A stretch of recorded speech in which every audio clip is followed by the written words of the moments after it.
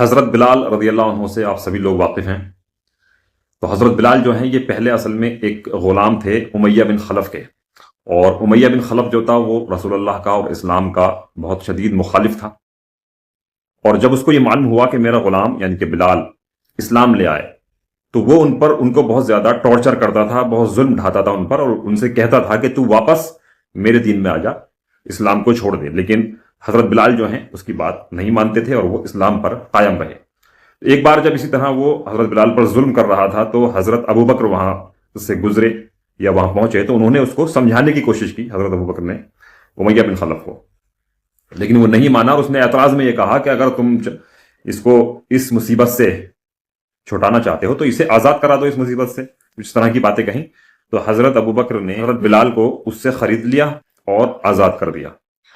تو اب جو ہے وہ آزاد ہو گئے، امیہ بن خلف کا کوئی حق نہیں رہا۔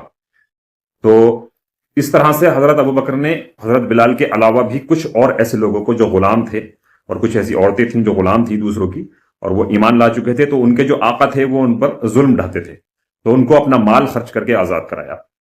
تو یہ بھی حضرت ابوبکر کا ایک کارنامہ اور ایک قربانی ہے اسلام کے لیے۔ تو حضرت ابوبکر سیریز کا یہ ہمارا تقریباً چوتھا ویڈیو ہے۔